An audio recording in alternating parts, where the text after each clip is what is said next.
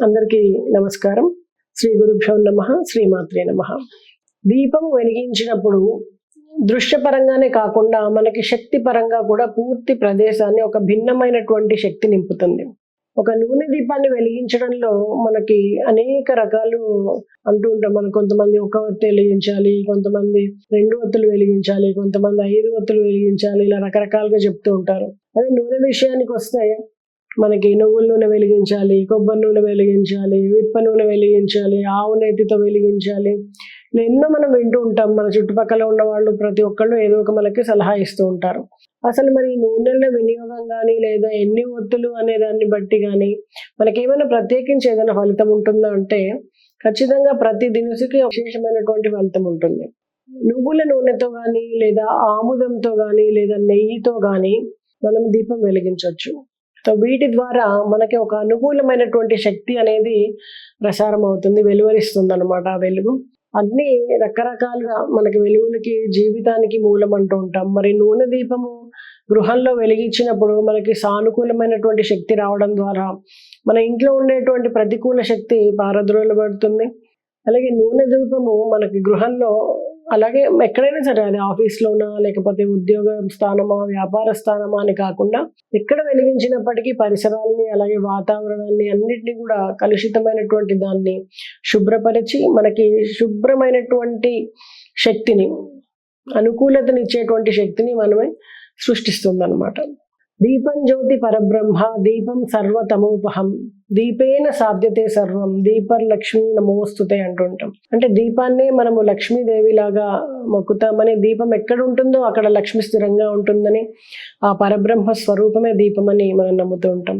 So అది ఒక్క ఒత్తి వెలిగించామా, 2 ఒత్తులు వెలిగించామా, 5 ఒత్తులా అని కాకుండా మనకి ఉత్కృష్టమైనటువంటి నువ్వుల నూనె కానీ, ఆవు నెయ్యితో కానీ, ఆముదంతో కానీ మీరు దీపాన్ని వెలిగించడం ద్వారా ఇంట్లో ఉండేటువంటి ప్రతికూల శక్తుల్ని పారద్రోలి సర్వోత్తమైనటువంటి సానుకూల శక్తిని మీరు పెంపొందించుకోవచ్చు. తద్వారా మీ అన్ని రకాలుగా మీకు శుభం కలుగుతుంది. దీపము ప్రాణానికి ప్రతీక అంటూ ఉంటాము. జీవాత్మకే కాదు పరమాత్మకి కూడా ప్రతిరూపమని, అందుకే దేవుడికి పూజ చేసేప్పుడు ముందుగా దీపం వెలిగిస్తాము. దీపం వెలిగించడం అనేది యజ్ఞానికి సమానమైనది. దీపంలోని నూనె దేవతలకు ఆవిర్భావంగా చేరుతుంటుంది. ఇంట్లో ఉదయము సాయంత్రము 2 పూటలా కూడా దీపం వెలిగించడం అనేది చాలా ముఖ్యము. ఉదయం 4:30 గంటల నుంచి 6 గంటల వరకు, సాయంత్రం అయితే 4:30 గంటల నుంచి 6 గంటల వరకు దీపాన్ని వెలిగించడం అనేది ఉత్తమ ఫలితాలను ఇస్తుంది. మరి ఇది పుణ్యాన్ని కూడా ప్రసాదిస్తుంది, కర్మను తొలగిస్తుంది, మనకి దైవానుగ్రహాన్ని అందించడంలో సహాయపడుతుంది. జీవితంలో ఏర్పడేటువంటి అడ్డంకులన్నింటినీ కూడా తొలగించి ఒకే ఒత్తితో వెలిగించే దీపము విజయాన్ని, 2 ముఖాలతో వెలిగించేటువంటి దీపము దంపతుల మధ్య అన్యోన్యతని ఇస్తుంది. అలాగే మనం చాలా మంది అంటుంటాం, ఒక ఒత్తి వెలిగించకూడదు, 2 ఒత్తులు వెలిగిస్తేనే జంట చక్యతగా ఉంటారు అని ప్రతి ముత్తైదుకి చాలా పెద్దలు చెప్తూ ఉంటారు. ఇక్కడ దంపతుల అన్యోన్యత పెరగడానికి మనం 2 ఒత్తులు వెలిగించుకుంటాం. అదే పెళ్లి కాని వాళ్ళు ఒక ఒత్తినైనా వెలిగించవచ్చు. అలాగే 3 ఒత్తులతో దీపం కనుక వెలిగిస్తే ఆ ఇంట్లో ఉండేటువంటి 2 ముగ్గురుగా మారుతారని, అలాగే పుత్ర పౌత్రుల్ని అది ఇస్తుందని, పుత్రులు కలగడంలో ఏర్పడేటువంటి దోషాల్ని తొలగిస్తుంది అని అంటారు. అలాగే 4 ఒత్తులతో కనుక దీపాన్ని వెలిగిస్తే సంపదని ప్రసాదిస్తుందని, తల్లి యొక్క ఆరోగ్యాన్ని అభివృద్ధి చేస్తుందని, అలాగే 5 ముఖాలతో ఉండే దీపాన్ని వెలిగించడం ద్వారా అష్టైశ్వర్యాలను చేకూరుస్తుందని అంటారనమాట. ఇది కుటుంబంలో ఐక్యతను కూడా ఇస్తుంది. ఎలాగైతే మన చెయ్యి 5 వేళ్ళని కలిగి ఉంటుందో ఆ 5 వేళ్ళు కలయిక ఒక బలమైనటువంటి శక్తిని చూపిస్తుంది మనకి. అలాగే అందరి మధ్యలో ఉండేటువంటి కుటుంబ సభ్యుల ఐక్యతని కూడా సూచిస్తుంది. సో అందుకని 5 ఒత్తుల దీపాన్ని వెలిగించడం ద్వారా కుటుంబంలో ఉండేటువంటి వ్యక్తులందరూ ఐక్యతతో ఉండి ఆ కుటుంబము అభివృద్ధి చెందుతుంది అని అంటుంటారు.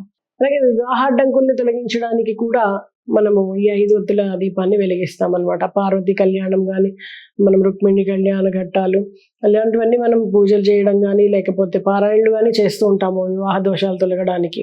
అలాంటప్పుడు కూడా మనము ఈ 5 ఒత్తుల దీపాన్ని వెలిగించవచ్చు.